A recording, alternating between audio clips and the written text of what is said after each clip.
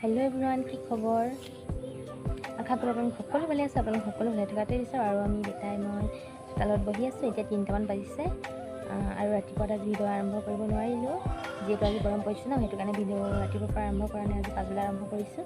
আৰু বেটা গা বেয়া হৈছিলে আৰু ভাল পাইছে। এতিয়া ডাক্তৰে চকুটো মানে ঊলৰ কাপোৰ আছিলে, থাইমেণ্টাৰ আছিলে যে, সেইকাৰণে মোহাৰি দিওঁতে মানে বেছিকৈ মোহাৰি দিলে আৰু সেইটো কাৰণে অলপ ফুলিছিলে বুলি কৈছিলে। আৰু যিমতে দৰৱ দিছে সেইমতে মই চকুত দি আছোঁ। সি ভাল পাইছে। কিবা এটা কৈ দিয়া বেটা।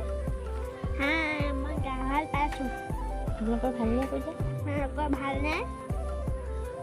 মানে কিবা এটা ক'বলৈও নাজানে, শিকাই দিব লাগিব। আমুকটো কোৱাচোন বুলি শিকাই দিব লাগিব। আৰু আপোনালোকৰ ৰুবলৈ হৈছে নাই? আৰু আমাৰ ৰুবলৈ হোৱা নাই। আৰু বাকী মানুহবিলাকে ৰুইছে বাৰু আমাৰ ইয়াত, আমাৰহে ৰোৱা হোৱা নাই। আৰু 2 দিনমান পাছত ৰুম। আৰু কঠীয়া তোলা হোৱাই নাই, কঠীয়া তুলিমগৈ। কঠীয়া তুলিলে আপোনালোকক এনেও দেখামেই। আৰু আপোনালোকৰ ৰুইছে নাই জনাব। আৰু যি ৰ'দ দিছে, আমি ৰোৱা কেইদিনা বৰষুণ দিলে হয় আৰু দেই। ইমান ৰ'দ দিলে ৰুবলৈ ভাল নালাগে, আৰু ৰ'দত ৰুব নোৱাৰোঁ। বৰষুণ দিলে ৰুই বহুত ভাল পাওঁ দেই। আৰু এইপিনে আমাৰ ভণ্টি কেইবাদিন আমাৰ ঘৰলৈ অহা নাই দেই, আজি আহিছে। তাকে খবৰ কোৱাচোন তোমাৰ? ভালেই। আহি গ'ল আমাৰ কোচত বহিবলৈ।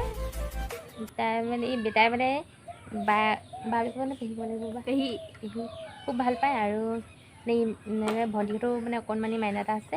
দুইটি খুব লাগে, মানে ইটোক ল'লে সিটোৱে বেয়া পায়, সিটোক ল'লে সিটোৱে বেয়া পায়, তেনেকুৱা লাগি থাকে। আৰু এতিয়া বেটাক দৰৱ দি লৈছোঁ চকুত।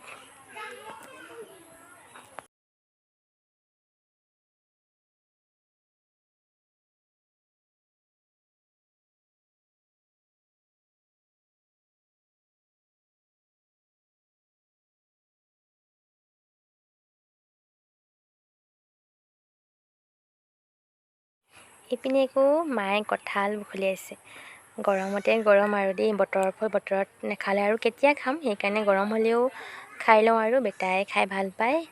আৰু এয়া মায়ে বেটাই পূৰা কঁঠাল দিয়াত ব্যস্ত। ফুটটো বেছি ডাঙৰ নহয়, সৰু সৰু। আৰু এইপিনে বেটাই খালেই। আমাৰ কঁঠালৰ পোক বেটা। আৰু এইপিনে মায়ে হাঁহক দানা দিছে আৰু হাঁহ বান্ধিছে। আমাৰ এয়া গাঁৱলীয়া পৰিৱেশটো চাওক।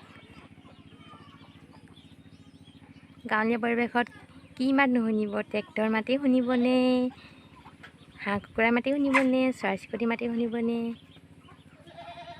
গাঁৱলীয়া পৰিৱেশত থাকি বহুত ভাল লাগে। আৰু এয়া গধূলিৰ টাইম হৈছে। আৰু কি হ'ল বগী ইপিনে মোৰ এয়া মোক দেখি একদম ধান চাউল দিবনি বুলি ভাবি একদম পাছে